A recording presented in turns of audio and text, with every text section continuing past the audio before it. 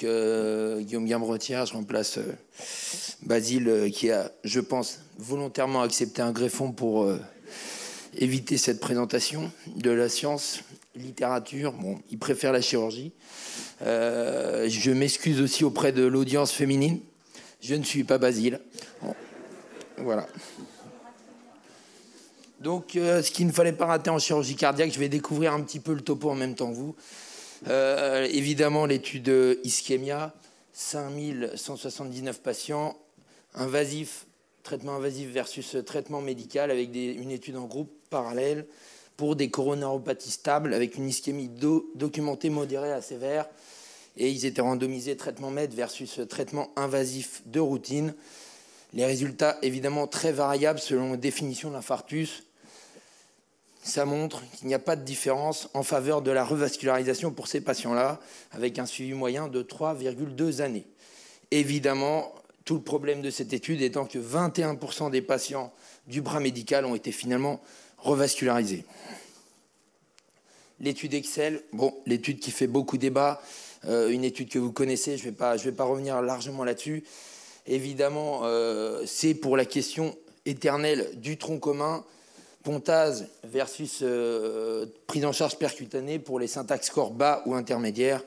Il n'y avait pas de différence à 5 ans. Évidemment, cette étude a fait beaucoup débat puisqu'il y a des auteurs qui se sont retirés de la publication pour différentes raisons.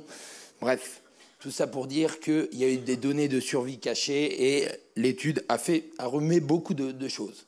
En tout cas, ce qui est sûr, c'est que ça a amené une modification des recommandations cardiologiques, puisque le syntax score bas avec un tronc commun à syntax score bas, c'est devenu une recommandation de type 1A pour la prise en charge percutanée. Bon, là, un truc un peu plus positif pour la chirurgie, Nobel. La randomisation 1 pour 1 avec 592 patients. La mortalité toute cause, pas de différence entre les pontages et la prise en charge percutanée. En revanche, favorablement en faveur de la chirurgie pour l'infarctus du myocarde et la revascularisation. On va partir un petit peu plus, c'était en introduction, ces deux grandes études qui finalement, c'est des gros papiers publiés dans des gros journaux. En revanche, ça n'a pas beaucoup modifié la pratique quotidienne. Pour la chirurgie, évidemment, je ne reviens pas là-dessus, la revascularisation artérielle, c'est une priorité. Donc le gros papier de Johanna Chikwe, donc la grande patronne du Mont Sinaï à New York, a montré que finalement, la revascularisation artérielle du réseau gauche était quand même bien meilleure versus les veines, avec des résultats quand même pour la mortalité à 10 ans. On voit que c'est très significatif. De même, à 10 ans pour la réintervention, ainsi que pour l'infarctus du myocarde à 10 ans. Donc ça, c'est des résultats vraiment très importants. C'est une étude de 2019, hein, je n'invente pas les choses. Pour la revascularisation artérielle, une autre étude du grand patron pour les pontages, celui qu'on va toujours questionner, c'est l'équipe de Taggart, finalement, qui montre, bon, l'analyse en intention de traiter, elle n'était pas forcément significative, mais finalement, ça nous montre encore que la revascularisation artérielle donne des bien meilleurs résultats. L'artère radiale, donc un autre débat de la chirurgie, bon, ça reste des petits débats, mais l'artère radiale a quand même des avantages sur les veines, notamment pour leur meilleure perméabilité, leur résistance à l'artérosclérose. Bon, tout ça pour dire que pour les événements cardiovasculaires, l'artère radiale est quand même significativement meilleure que la veine saphène. De même pour le graft failure, avec, on voit bien, à 9 ans, à 10 ans, bon, il y a 50% des veines saphènes qui sont occluses versus 25% pour les artères radiales. Le message clé, bon, de nouveau, je n'ai pas révolutionné les choses. D'ailleurs, Basile n'a pas révolutionné les choses puisque c'est lui qui l'a écrit. Pour le réseau gauche, il faut évidemment revasculariser avec des artères. Le réseau droit, on ne va pas en parler aujourd'hui.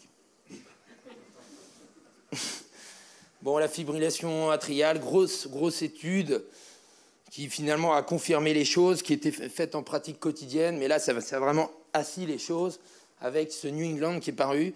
Pour les patients en fibrillation atriale, on voit bien, c'était bras occlus, non occlus, avec une population qui est tout à fait comparable, un Tchad vasque qui est aussi tout à fait comparable.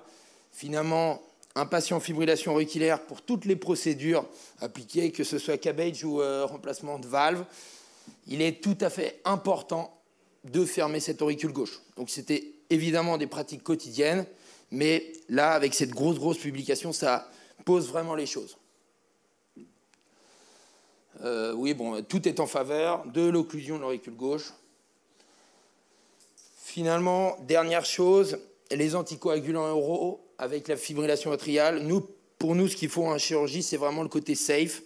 Et la coumadine versus anticoagulants oraux a montré que c'était fiable. Donc, c'est une chose qu'on peut appliquer au quotidien. Voilà. Idem, avec une étude de non-infériorité, beaucoup de choses en faveur des anticoagulants oraux. Le message de cette présentation courte, évidemment, toujours les mêmes controverses en chirurgie sur la revascularisation du tronc commun, bas risque, haut risque syntaxe. Les messages sont toujours les mêmes. Le syntaxe score bas, bon, maintenant c'est une recommandation de type 1A pour la prise en charge percutanée. Ces grosses études sont à garder en tête. En revanche, la pratique au quotidien, difficilement applicable. En chirurgie, la priorité, bien évidemment, c'est la revascularisation complète et toute artérielle du réseau gauche. L'intérêt, maintenant, très important, de l'exclusion de l'auricule gauche, pratique quotidienne, pour les patients en fibrillation atriale. Et finalement, les anticoagulants oraux, donc, qui ont montré leur fiabilité, leur côté safe, post-chirurgie. Voilà. Merci. Merci.